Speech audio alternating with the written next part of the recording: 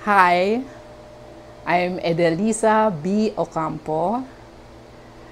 They call me Mama Lisa. My husband's name is Ricardo Chidoro Ocampo. Dad Sol. Si Dad Sol. I'm 62 years old this coming May. And still young.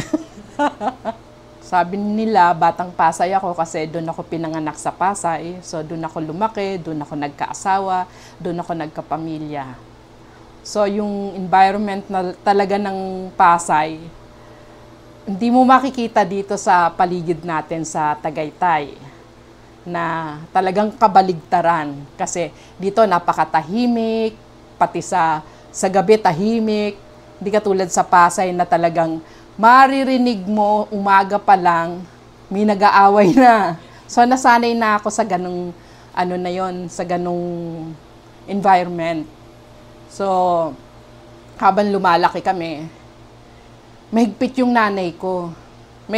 Nung mga bata pa kami, ang oras ng paglabas ng bahay namin, kasi hindi pa naman uso yung cellphone. So, para lang makalaro kami sa labas, kasi yun lang yung aming way para makipag-communicate sa ibang bata o makipaglaro sa mga bata.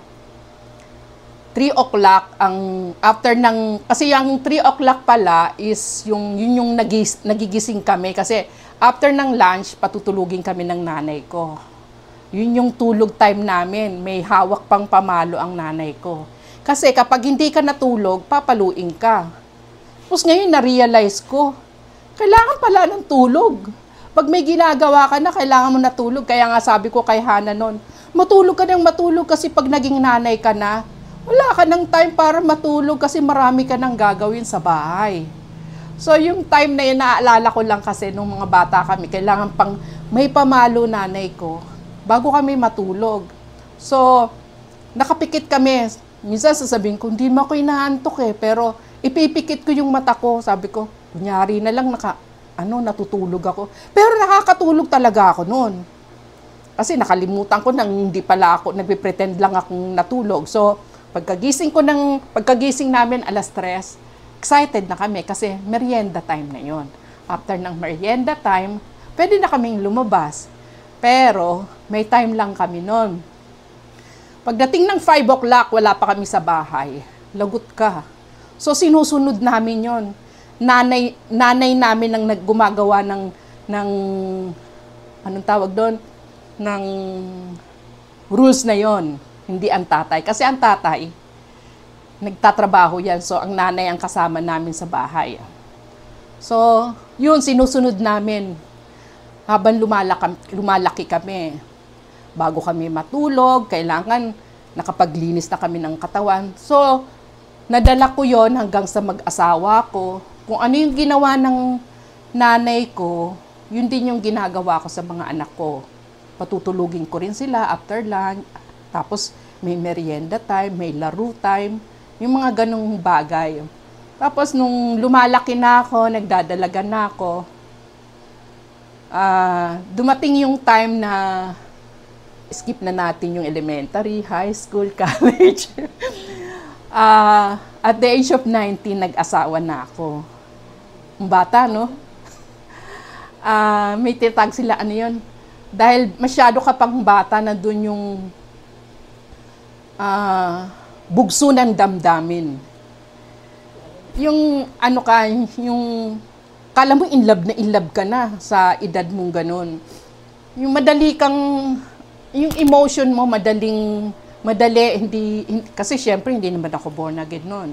So, age 19, nakapag-asawa na ako. Age 20, yung may anak na ako. First time kong manganak, nung nagli-labor ako at lalo na nung inilabas ko yung baby sa akin, sinapupunan, doon ko na-realize lahat ng mga pangaral ng nanay ko. Doon ko naramdaman na ganito pala si nanay nung time na yon, na mahirap palang manganak. Kaya ganun na lang yung pag-aalaga sa atin, paghihigpit sa atin, sobra-sobra. So, hindi ka magiging,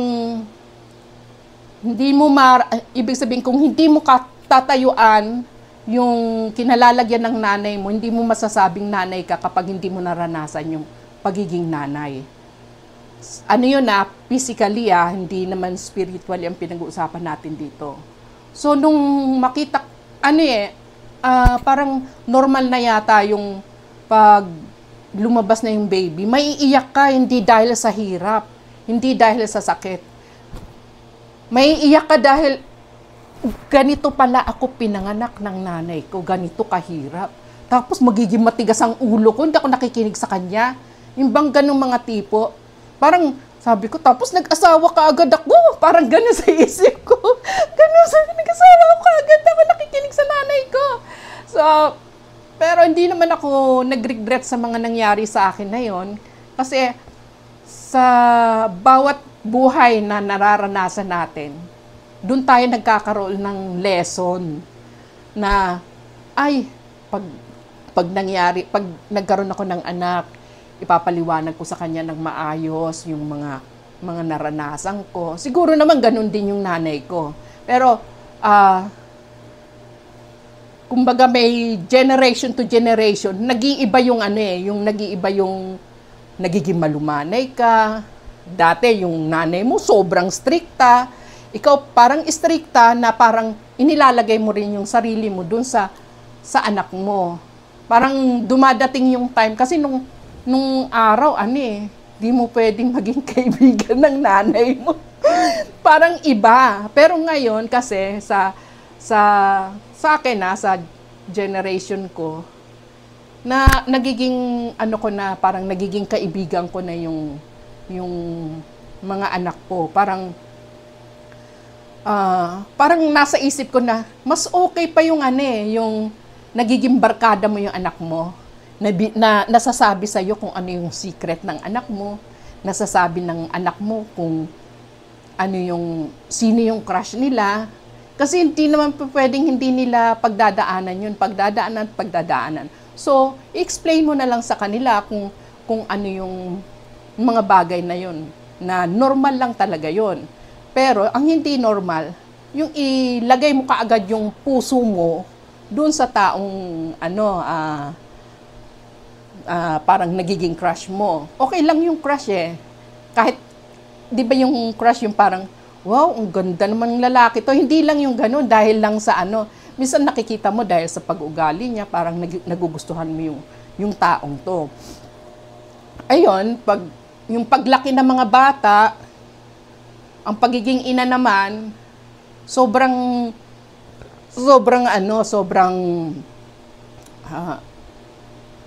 mahirap din kasi parang naniniwala ako na ang pagiging ina, binigay yan gift yan from God.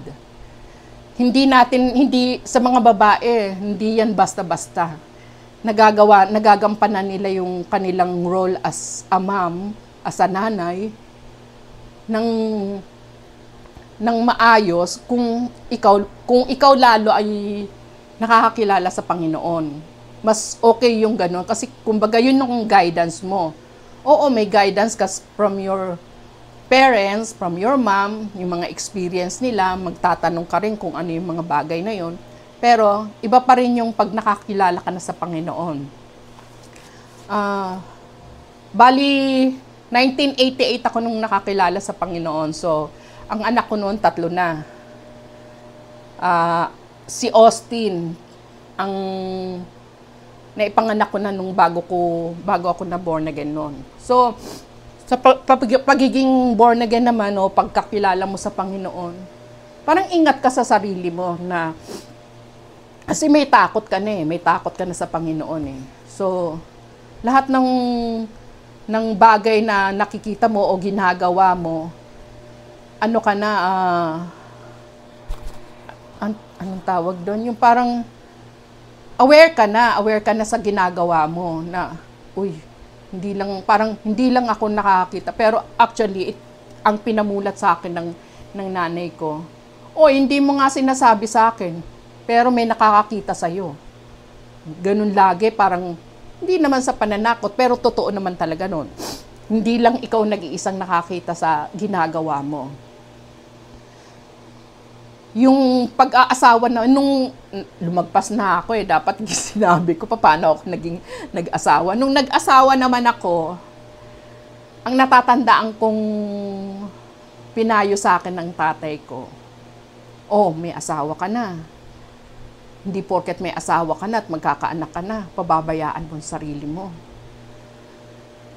Parang sinasabi niya, maging maayos ka. Hindi para sa sarili mo lang, para sa asawa mo. Kasi kailangan maging maganda ka rin sa asawa mo. Kailangan ikaw lang yung nakikitang maganda sa asawa mo. Inaayos mo yung sarili mo, nagiging kahit naman sa Panginoon, di ba, kailangan pag sumasamba ka, hindi naman yung basta na lang itsura mo, di ba? Kasi parang yung hindi ka naman pwedeng magsamba ng kung ano lang ang itsura mo eh. Ganon din sa sa pag-aasawa na kailangan yung submission mo sa asawa mo kahit alam mong para sa iyo ay mali, pero talagang kailangan yung fully submitted ka talaga sa asawa mo. May usapan pa nga kami noon kasi ang nanay, very emotional yan. Ayaw niya nasasaktan yung Gusto niya, siya lang yung namamalo eh. Parang, ako lang may karapatang mamalo dyan dahil ako naghirap. Parang ganun ang sa isip ko noon.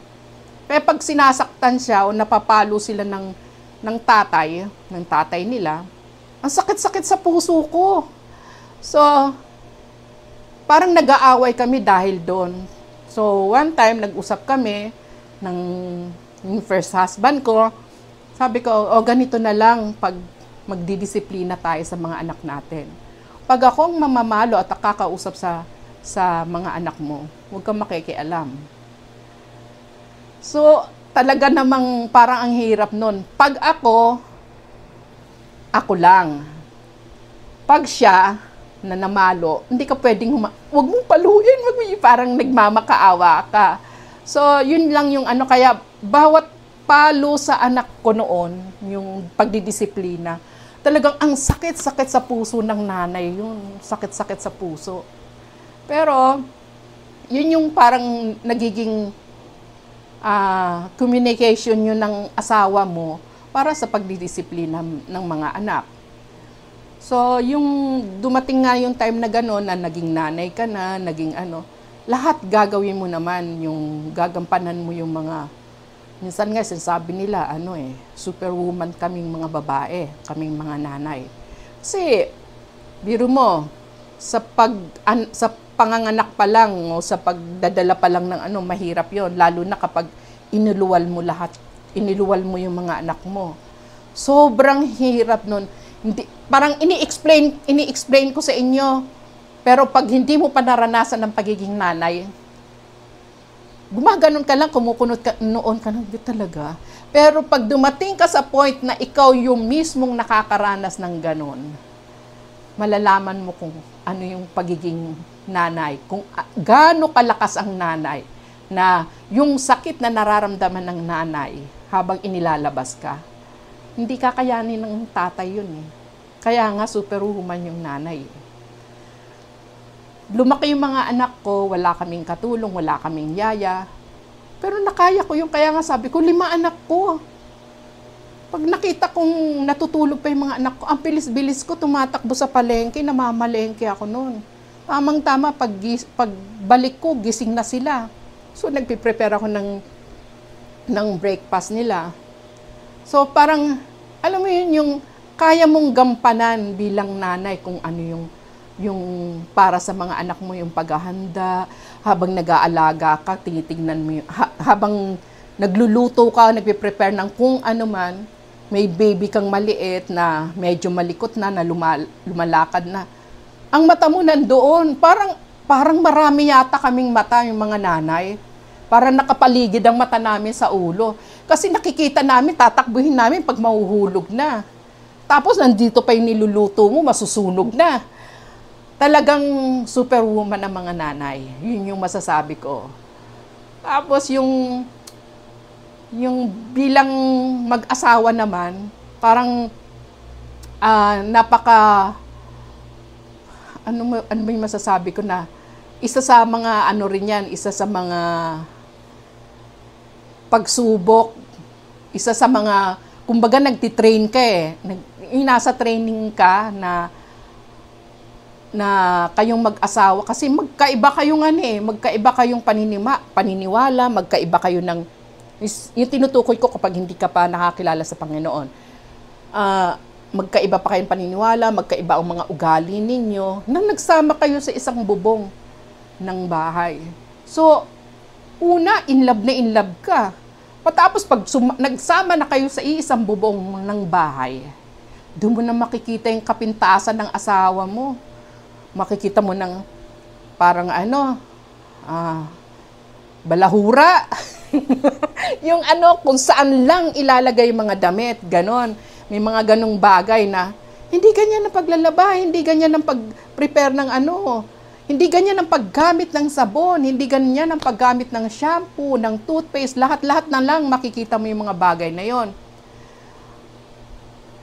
So habang kasi wala namang perpekto sa sa relasyon bilang mag-asawa Dadaan ka talaga sa mga ganon na kala mo heaven na pag nandyan na yung love of your life Yun ka, pero makikita mo pa rin yung mga kahinaan nyo sa isa't isa. Pero dahil nakakilala ka na sa Panginoon, mas lalo ka may in love sa asawa mo. Lalo na pag si Dad Sol.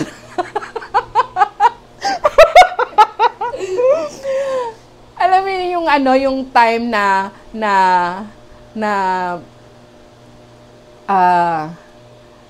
kasi ang babae siguro kahit hanggang ganitong age, sabihin na natin yung tinatawag nilang kilig, hindi yun naaalis, lalo na kapag yung hindi naman material na bagay na na binibigay sa'yo, kundi yung mga simpleng bagay na, alam mo yung ina-appreciate mo yung asawa mo, sabi mo, ang ganda-ganda naman ng asawa ko. Alam mo yun?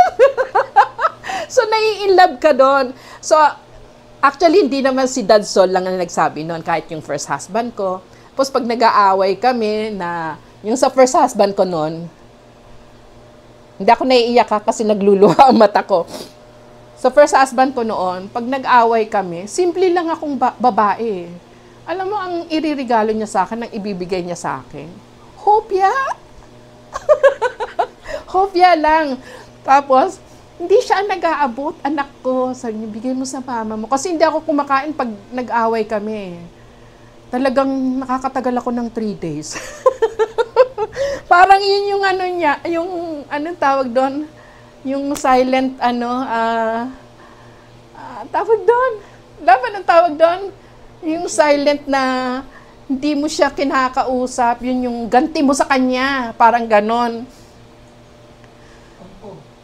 Parang ganon, yung paghihiganti mo sa kanya, pagganti mo sa kanya, tahimik lang na hindi mo siya binubungangaan, hindi mo siya pero hindi ako kumakain, pero naghahanda ako ng pagkain, nagluluto ako. Ako kakain siguro na siya, nakukonsensya na 3 araw na hindi ako kakain. Pero ang secret, pag natutulog siya, sumusubo ako ng pagkain kasi gutom na ako. Gutom na ako. Tapos, yun lang, tapos iinom ako ng maraming tubig. Tapos, balik na naman sa pag-i-emote. Balik sa pag-i-emote. Tapos, ayun, siyempre, kikiligin ka nga. Uy, naawa na siya sa akin. Uy, parang ganun. Uy, parang nanliligaw na. Minsan may sulat pa nga Oo, sorry, I love you. Yung mga ganun. Parang, tinan mo itong magsi-62 na ako, meron pa akong ganung, ganung kilig, di ba? So, di lalo na si Dad. Napaka-sweet niyan. So, talagang hindi nawawala yung kilig. Alam mo yung sa relasyon na hindi mo dapat pababayaan yung hindi dahil mag-asawa na kayo, dahil nakuha mo na yung asawa mo, nakuha mo na yung babae na yun. Diyan ka na, dahil asawa ka na, komportable ka na. Hindi po pwede yung ganun eh. Dapat nandun pa rin yung i-appreciate mo yung asawa mo. Ako rin, na-appreciate ko si dad, lalo na pag nakita kong naayusan ko na siya, maganda yung sabi ko, ang gwapo mo. Gumaganon ako. Siyempre, nagte-thank you si dad sa akin. Alam mo yun yung mga ganong appreciate each other na nakakatuwa sa puso yun na parang yun yung magpapalakas sa relasyon nyo. Yun yung magpapatibay na maging kayo matatag sa relasyon nyo. Hindi yung dahil wala ka ng amor sa asawa mo, wala ka ng gana sa asawa mo.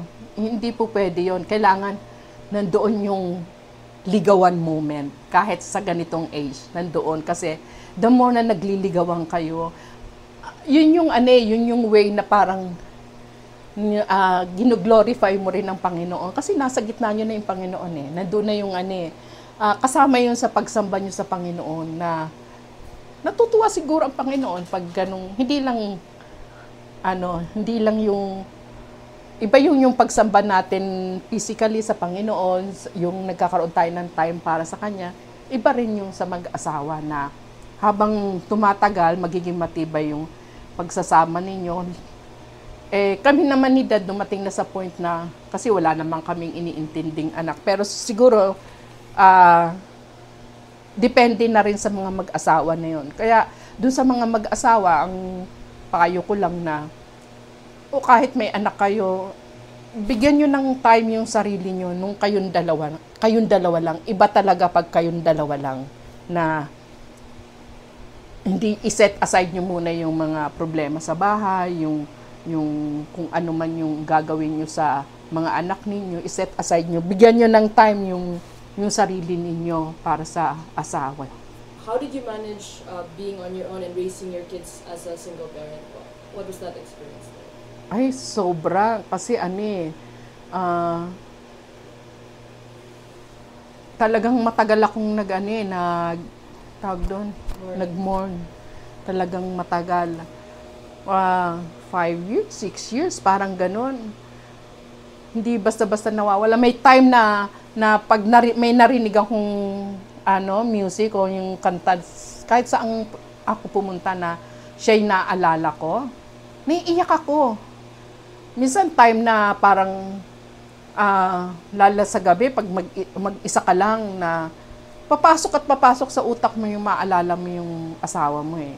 Kasi alam mo yun yung wala ka ng kasama na kasi hindi pa lahat ng mga anak ko may asawa na. Bali, 2 pa lang yata sila nung time na yun may asawa, si Gladys tsaka si Paolo. So mahirap talaga na nandito yung kasama mo yung mga anak mo. Nung time na yon, dun kami nagstay sa mother ko sa Pasay. Kaming 3, yung si Hannah, si Jaira, tsaka si Austin, dun kami nag-stay. So, mahirap para sa nanay na mag-isa lang talaga.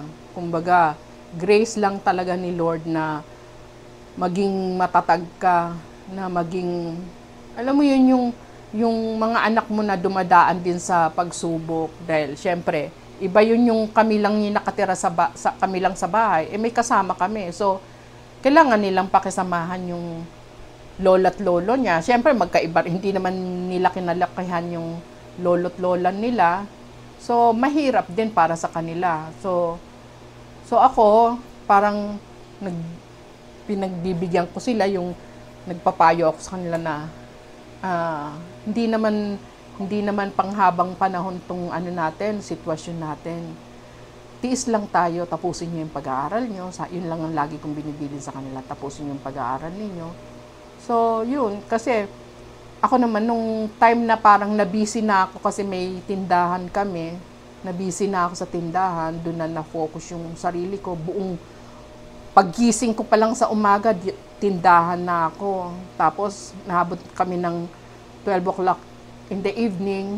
Nandun pa ako sa tindahan. Minsan, 1 o'clock na ako na makakatulog kasi kailangan kong ayusin lahat ng mga, parang nagtototal ako kung magkano kinita namin nung nitong araw na to, magkano yung ipapasok namin na pera sa bangko, magkano yung ganon ang naging naging trabaho ko habang nandun ako sa kasama ko yung parents ko. So, yun yung parang naging pinagbisihan ko. Kaya nung sabi ko, ayaw ko nitong business na to. Kasi wala nang time para sa sarili mo. Talagang matutulog ka na lang. Parang ayaw, sabi ko, pag ako binigyan ng business, ayaw ko talaga nito. Kasi talagang, hands-on ka talaga dun sa yun. Lahat titignan mo, lahat ng talagang sabihin natin toxic yung mga bagay na yun. Pero yun yung binuhay sa amin, binuhay ng mga ngayon yung parents ko, syempre, na sila doon, wala na, retired na. Magmula nung mag-asawa kami ni Dad, blessing din naman yun na wala na sila sa tindahan. Kasi sa age nila, medyo nakakalimot-limot na. Hindi na po pwedeng may kasama silang ibang tao doon kasi talagang maluloko sila. So yun, yung mga pinagdaanan ko yung time na yun na nahirapan din ako na, alam mo yun, yung dumating din kasi sa time nung mga high school pa si Jaira at si Hana. Parang, minsan si Hana yata yun, parang natatakot siyang pumasok, nagsusumbong sa akin na parang, parang binabantaan siya, gustong sumama sa mga group nila. Parang nabubuli siya. So, pag hindi ka sumama sa mga ganitong parang gano'n, sabi ko, huwag kang matatakot. Basta hindi ka nila sasaktan. Kasi pag sinaktan ka nila, ako na ang haharap. Parang gano'n. Nagiging matapang ang nanay pag gano'n eh. Pero actually, matatakutin ako. Pero pagdating sa mga ganong bagay, nawawala ang takot mo eh. Nawawala ang takot mo. Yun, yung mga bagay na gano'n.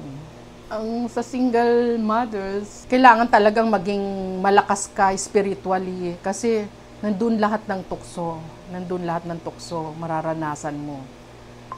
Lalo ako nasa tindahan ako. Siyempre, may mga nanliligaw, ganon. Yung mga ganong mga bagay. Pero, alam mo, pag nasa Panginoon ka naman na may takot ka sa Panginoon, mag-focus lang sa Panginoon talaga ang yung faith natin sa Panginoon na alam naman natin na hindi tayo pababayaan. Lalo na mga byuda, di ba? May sinabi sa Bible na kami yung mga byuda ang special para sa kanyang mga mata na walang sino mang makakagalaw sa amin. Parang ganon, special kami. So, yung parang magpakatatag na lang tayo, ganon. Yung kapit lang sa Panginoon, yung panalangin natin, talagang kumbaga mas madalas ang kapit natin sa Panginoon. Yun lang, wala namang ibang paraan kundi kapitan natin yung Panginoon para sa mga ganong bagay. Kasi nung hindi pa ako nakakakilala sa Panginoon, hindi naman kasi ako salbahing babae. Hindi ko rin sinasabing napakabait ko. Pero alam mo, yung iba yung pag meron ka nakilala mo na yung Panginoon, bawat galaw mo, bawat kilos mo, binabantayan mo na. Kasi, parang kumbaga, may title ka. Hindi ka basta-bastang sino na tao. May title ka. So, yung title mong yun, bilang anak ng Diyos, iingatan mo. Hindi mo dudungisan. Although, dumadating sa time na hindi ka naman perpektong tao, sabihin natin ganun. Pero, alam mo yung babalik ka sa Panginoon. Sa mga time na parang nadapa ka, nagkasala ka, sa Panginoon ka pa rin tatakbo. Wala namang ibang tatakbuhan kundi yung Panginoon eh. Ang Panginoon, bukas ang kamay niya para tanggapin niya tayo. Ganun ang pag-ibig ng Panginoon. Walang kumbaga ang unconditional yung kanyang pag-ibig, walang hanggan talaga. Yun yung masyadong kong na-appreciate na ginawa ng Panginoon sa akin. Iba yung nasa mundo ka, iba yung yung nasa Panginoon ka. Kasi alam mo na nababantayan ka ng Panginoon eh. Alam mo yung parang hindi ka niya basta-basta pababayaan eh. Laging pag may ginagawa ka, yung sinasabi nilang conviction, naranasan ko yun eh. Yung parang, alam mong mali pero ginagawa mo. Ang lakas ng mo, yung sinasabi nilang yung tawag doon, yung konsensya mo, yung kaba mo, sobrang kaba, kakabugin yung dibdib mo. Yun yung paraan ng Panginoon eh, kakabugin yung dibdib mo. Talagang kulang na lang na hindi ka huminga. Ewan ko na lang kung ituloy mo pa yan, parang ganon. Minsan sa katigasan ng ulo, minsan 'di ba, may mga matitigas ang ulo. Sige, diretso ka lang. Minsan nawawala ka na ng pandinig sa Panginoon. So, yun. Kailangan yung hearing aid mo nandoon na naririnig mo lagi ang Panginoon. Sa mga youth, sa mga teenager, dumadaan tayo sa mga pagsubok. May mga question din tayo. Lalo na pag napapagalitan tayo ng mga parents natin. Ng nanay natin especially. Nanay yung maganyan, di ba?